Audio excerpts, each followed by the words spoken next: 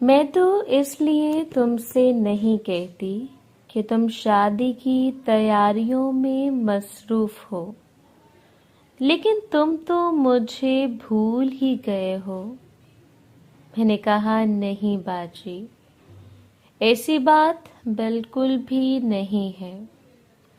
सब कुछ आपके सामने ही है। बाजी बोली, मैंने कभी तुमसे गिला नहीं किया, लेकिन लगता है अब मेरे लिए तुम्हारा प्यार कम हो गया है। जैसे ही बाजी ने ये बात की तो मैंने इनका हाथ पकड़ लिया और कहा, आपने ये बात इतनी आसानी से कह दी। ये बात करते ही मेरी आंखों में आंसू आ गए। बाजी बोली, नदीम, मैं तुमसे वैसे ही बात कर रही थी और तुम सीरियस हो गए। इतनी देर में सामने से खाला आती हुई नजर आई तो मैंने कहा, ठीक है बाजी, मैं 12 बजे चक्कर लगाता हूँ। बाजी मेरी बात सुन के मुस्कुराई और इन्होंने भी खाला को देख लिया था, इसलिए वो उठकर चली गई। खाला मेरे पास आई और बोली, नदीम, क्या बात है? आरफा के साथ बैठे बड़ा खुश लग रहे थे। लगता है आज वो तुमसे मुलाकात का कह रही थी। मैंने मुस्कुरा कर कहा, हाँ खाला, काफी दिन हो गए हैं बाजी से मुलाकात नहीं हुई। तो वो शिकवा कर रही थी तो खाला मुस्कुरा कर बोली, बेशरम, अब तो उसे बाजी कहना छोड़ दो। मैंने कहा, नहीं खाला, मैं नहीं छोड़ सकता, क्योंकि बाजी कहने में ज़्यादा मज़ा आता है, जैसे आपको खाला कहने में आता है। मेरी बात सुन के खाला मुस्कुराने लगी और बोली, अच्छा, गुड नाइट, आरफा के साथ, और मुस्कुराती हुई चली गई। मैं ये सोच रहा था, शायद खाला बाजी आरफा को मेरे साथ बैठा देखकर खाला को जलन होगी, लेकिन ऐसा कुछ नहीं था। जो मुझे बहुत अच्छा लगा कि खाला ने बाजी आरफा को रिस्पेक्ट दी है। इसके बाद मैं भी उठकर अपने कमरे में चला गया, क्योंकि 10:30 बज चुके थे और तकरीबन 11 बजे मामी शाजिया ने आना था। मैंने अपने कमरे का दरवाज़ा खुला रहने दिया और अपने कमरे में मौजूद बेड की चादर को तब्दील किया। इसके बाद मैंने अपने कमरे में रूम फ्रेशनर का स्प्रे कर दिया। इसके बाद मैंने अपनी अलमारी से माउथ स्प्रे निकाला और इसके 3 स्प्रे मैंने अपने मुंह में कर लिए। अब मैं मामी से मुलाकात करने के लिए पूरी तरह तैयार था। 11 बजे के करीब मेरे दिल की धड़कन तेज होने लगी। पता नहीं ऐसा क्यों था। शायद इसकी वजह ये थी कि मैं मामी से वादा खिलाफी करने वाला था। मैं ऐसा बिल्कुल भी नहीं चाहता था कि मुझे और मामी को उस्मा देखे और मामी को धमकी दे कि वो मामू को बता देगी, लेकिन मामी ने हालात ही ऐसे पैदा कर दिए थे कि हमें मजबूरन ये सब करना पड़ रहा था। 11:05 हो चुके थे, लेकिन अभी तक मामी नहीं आई थी। अब मुझे फिक्र हो रही थी कि मामी से पहले उस्मा आ गई तो मामी उस्मा को मेरे कमरे के बाहर देख लेंगी। इसलिए मैं अपने बेड से उठा और अपने दरवाजे में खड़ा हो गया और मामी के कमरे की तरफ देखने लगा कि मामी अपने कमरे से बाहर निकली हैं या नहीं। लेकिन अभी हर तरफ खामोशी थी। इतनी देर में उस्मा कमरे से बाहर निकली तो मैं जल्दी से भागकर इसके पास गया तो उस्मा मुझे देखकर अचानक डर गई और बोली, भाई आपने मुझे तो डरा ही दिया, और आप वैसे उधर क्या कर रहे हैं? मैंने कहा, अभी तक मामी नहीं आई। उस्मा बोली, क्यों, खैरियत है? अभी तक मामी क्यों नहीं आई? मैंने कहा, इसका मुझे पता नहीं है। इतनी देर में एक कमरे का दरवाज़ा खुला तो मैं और उस्मा जल्दी से उस्मा और शाजिया के कमरे में चले गए। मैंने अपना सर बाहर निकाल कर देखा तो मामी शाजिया ही थी जो कि इस तरफ आ रही थी, क्योंकि वॉशरूम का रास्ता इसी तरफ से गुजर कर था। मेरे कमरे का दरवाज़ा खुला हुआ था। अब मुझे ये डर था कि अगर मामी वॉशरूम जाने की बजाय सीधा मेरे कमरे में चली गई तो क्या होगा। मैं इन्हें इधर नहीं मिलूँगा तो वो मुझसे सवाल पूछेंगी कि मैं किधर गया हूँ, और मेरा शक दुरुस्त हुआ कि मामी वॉशरूम में जाने की बजाय सीधा मेरे कमरे में चली गई, क्योंकि मेरे कमरे का दरवाज़ा खुला था। जैसे ही मामी मेरे कमरे में गई, मैंने उस्मा को कहा कि तुम थोड़ी देर बाद आना, और मैं भागकर वॉशरूम वाली साइड पर चला गया और 1 मिनट के बाद अपने कमरे में आया तो मामी बोली, नदीम तुम कहाँ गए थे? मैंने कहा, मामी आप इतने लेट आए हैं, मैं आपको देखने वॉशरूम की तरफ गया था, लेकिन आप वहाँ नहीं थी। मामी बोली, आज मेरे कमरे में हैना थी, वो सो नहीं रही थी, अभी सोई है तो मैं उठकर तुम्हारे पास आ गई हूँ। जल्दी करो, वो किसी भी वक्त उठ सकती है। मैंने जल्दी से दरवाज़ा बंद किया और कुंडी नहीं लगाई। इससे पहले कि मामी मुझसे कुछ पूछती, मैंने आगे बढ़कर मामी को साथ लगा लिया। मामी से भी बहुत प्यारी खुशबू आ रही थी। फिर मामी बेड पर बैठ गई और मैं नीचे ज़मीन पर बैठकर मुलाकात करने लगा। मुलाकात में मामी मुख्तलिफ किस्म की बातें कर रही थी। फिर थोड़ी देर बाद मामी ने अपना मुंह दूसरी तरफ कर लिया और मैं भी खड़े होकर मामी से बातें करने लगा।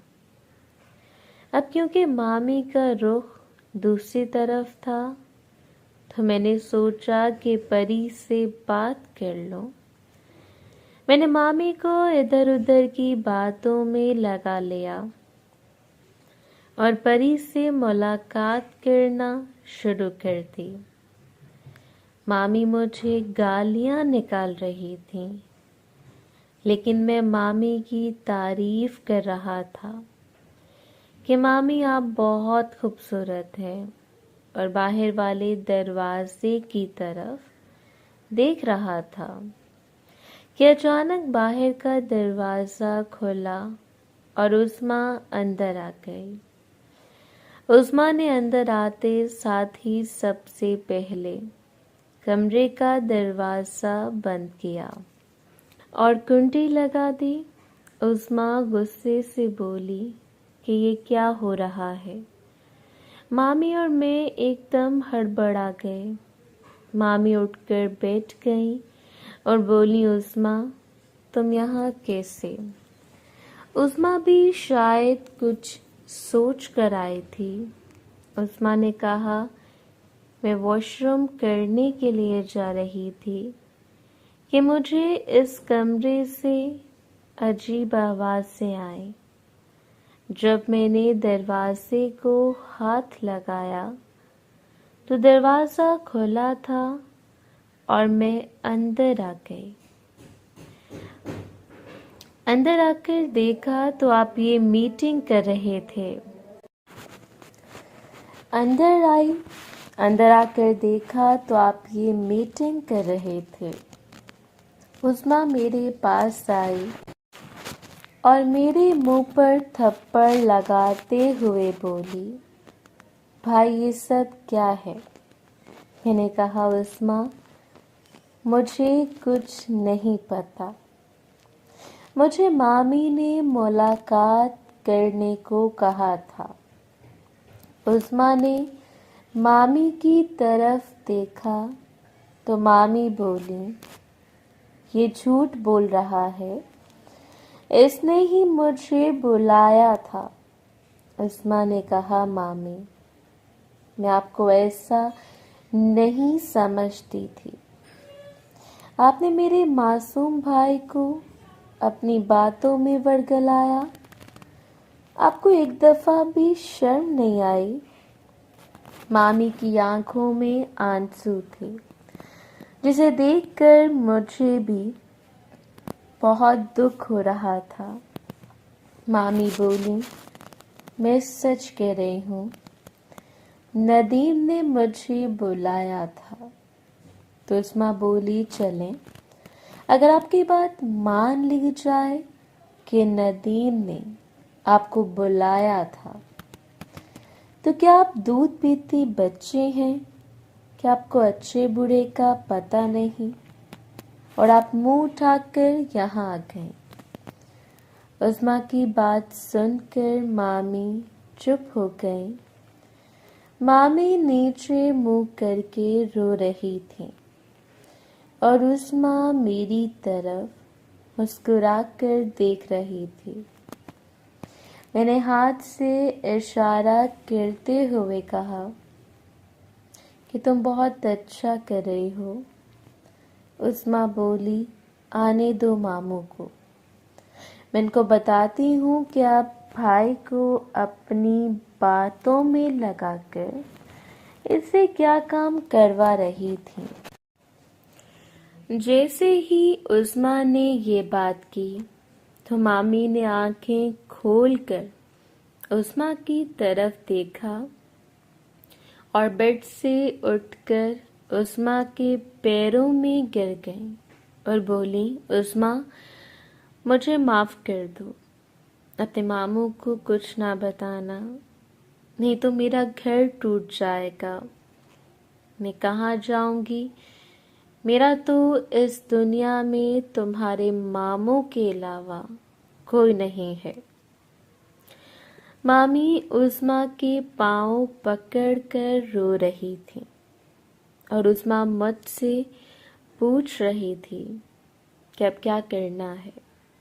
मैंने इशारा किया कि 5 मिनट ठहर जाओ, इसके बाद शाज़िया वाली बात करना। उस्मा ने मामी को कोई जवाब नहीं दिया। तकरीबन 5 मिनट बाद उस्मा बोली, मैं आपको एक शर्त पर माफ़ करूँगी। मामी जल्दी से उठकर बैठ गईं और बोली, कौन सी शर्त? मुझे तुम्हारी हर शर्त मंजूर है। उस्मा बोली, मामी आपको भी पता है कि राशिद और शाज़िया एक दूसरे को पसंद करते हैं और शादी करना चाहते हैं, और राशिद ने आपसे शाज़िया के रिश्ते के लिए भी बात की है, लेकिन आपने मना कर दिया। तो अब मेरी शर्त ये है कि अगर आप चाहती हैं कि मैं मामू को ये बात ना बताऊं, तो आपको शाज़िया का रिश्ता राशिद के लिए नदीम की शादी से पहले अम्मी से मांगना होगा, और दोनों का निकाह नदीम की शादी वाले दिन ही होगा। अब आप सोच लें कि राशिद और शाज़िया की शादी करवानी है या अपना घर तुड़वाना है। मामी बोली, देखो उस्मा बेटा, शाज़िया और राशिद अभी छोटे हैं, इनकी उम्र काफ़ी पड़ी हुई है। मैं तुमसे वादा करती हूँ कि मैं भी शाज़िया का रिश्ता तुम्हारी अम्मी से मांग लेती हूँ, लेकिन निकाह हम बाद में कर लेंगे। उस्मा ने मेरी तरफ देखा, मैंने इसे मना कर दिया क्योंकि मुझे मामी पर कोई यकीन नहीं था। उस्मा ने कहा, नहीं मामी, अगर आपको पूरी शर्त माननी है तो ठीक है, नहीं तो जब मामू आएंगे तो मैं इनको बता दूंगी। मामी ने कुछ देर सोचा और फिर कहा, ठीक है, मैं सुबह ही तुम्हारी अम्मी से शाज़िया का रिश्ता मांग लेती हूँ और इनसे कहती हूँ कि नदीम की शादी के पर दोनों का निकाह कर दें।